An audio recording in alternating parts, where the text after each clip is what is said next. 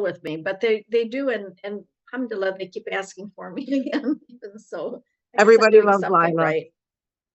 Hmm. I rock. What can I Yes, say? she's got a gift. Yeah.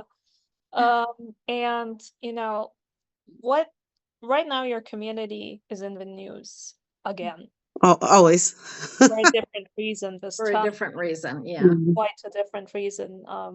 What do you think of that, and what did you gather from that? Because um, did you expect this to happen? No, no. I mean, I think that expectation is always there that our community is going to continue to be marginalized and shown through a lens that um, fulfills a narrative that someone is trying to put forth. Um, this community is integral to the fabric of this nation, just like any other community would be. And I think people forget that their ancestors had to come from somewhere as well, unless they're native to this land. Um, so, if we have to continuously remind them, we do. When people will make comments and say like, "Oh, you should go back to where you came from," I was like, "Well, so should your ancestors, since you shouldn't have be so proud to have had to commit a genocide to be here." But until you're native or indigenous to this land, like I don't want to ever hear you say anything like that. But we need to learn how to clap back and speak up. But our community has done a tremendous amount of work, and now we're in the national uh, you know Spotlight. purview, given everything that's happening with the uncommitted movement, which was established here in Michigan with our community, given the fact that we are a force to be reckoned with, whether they want to admit it or not, and that this community can sway the way the elections will go Mm. for the state of Michigan. So we're seeing the fact that people want to again try and um, show us to be an intimidating component of political society, but that's not the reality. We're just a very vibrant community that is very aware of their power and their ability to put that power into their vote. And you see that these politicians are coming here every single year. Politicians come and they court our community. This is nothing new.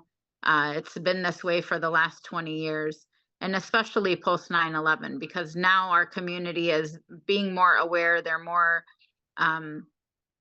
understanding of the political process and the electoral process. So you find that they're now being more active and outspoken on their views when it comes to politics. And even So within the Arab community, like it's very vibrant and diverse. In 2000, Bush almost won mhm. the Mhm. Arab community. Like Dearborn was almost won by Bush Yeah, in 2000.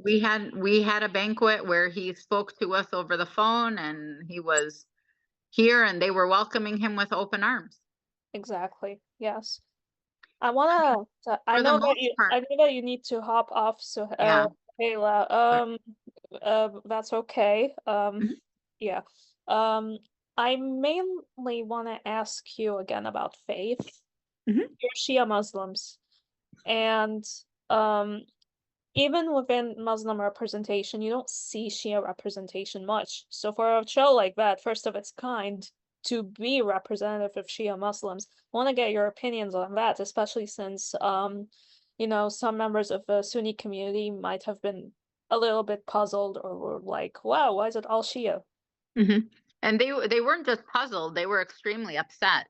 Hmm. The makeup, people didn't understand that the makeup of the show had nothing to do with us being Shia. It was pure chance. These were the people that Mike had access to. We were his friends or his family members, and we were just the ones who were easier to connect with and videotape, because we had different experiences in terms of our careers. Like Nader was working for the government, I was consulting for the government, but we're doing advocacy work and working in a government entity. And Nina as a businesswoman, I mean, we kind of defied those stereotypes that people had of Arabs and Muslims. So Mike was looking at that, and how does he amplify those And types of the experiences? women being at home and not working, because I was working as well, and Nader's wife was working, so he was trying to show that light.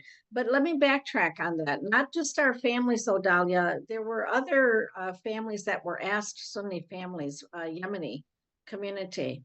They chose not to participate. You know, some people just don't want strangers in their home. And you know what? We're sort of adapted to the camera, but not. But I mean, we are adapted. We to the are. camera. We've been in front of camera since we were Yeah. children. You know, So we've been I on the don't news know often. how. I don't know how they would have responded. I mean, we were taken aback by some of the things that were taking place, and the lighting and the infiltration. I mean, the moving things around, that kind of stuff. I don't really think, I'll be honest with you, I don't think any of the Yemeni community would have done it. But they were interviewed and they were asked, and there were two of them. I know that. I mean, realistically, and when I would go when I was on my speaking tour for it, people would bring that up. Why are you all Lebanese? Why are you all Shia? Yep. This isn't the reality of the Muslim community. And yes, it's not the reality of the makeup of the Muslim community, but it's the reality of Mike Mosallam's world. Exactly that. And the people that he had connected with. So what's funny is when I would go and talk to people, my mother's family is Sunni. So we always joked and said that we were sushi.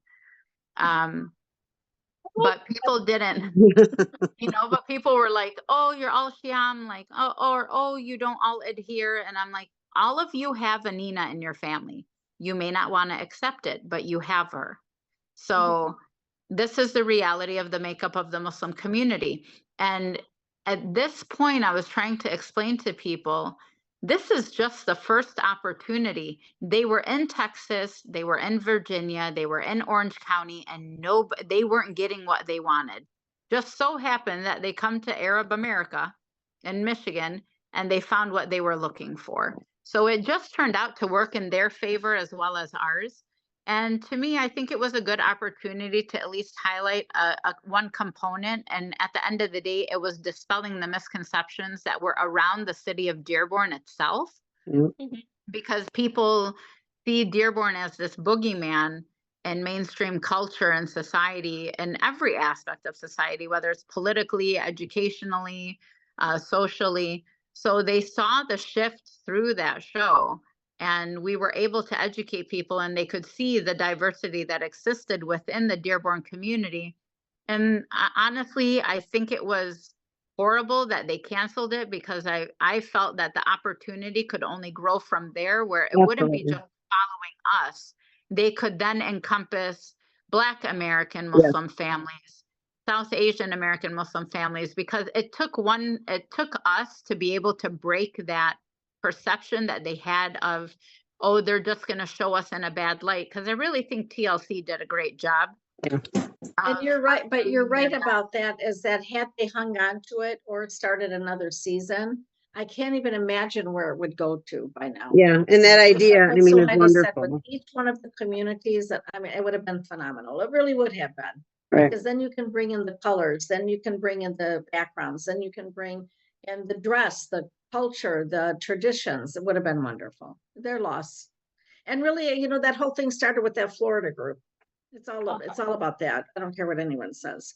They just started in one person. No, I mean, in reality, and Lowe's even caved and called it sponsorship. That's when you show your inability to hire people who can do comms correctly. Yeah. That was a letter that should never have been sent out or written. But it only showed the reality of America. How deeply people perceive the misconceptions that they have about our community, and how they want to maintain that and be rooted in those misconceptions, because it allowed for people to run with it and say, no, well, that's defying the stereotypes that media have portrayed of them. How dare you show them as normal people? They're not normal. When in reality, here we were, boring Americans doing not a damn thing,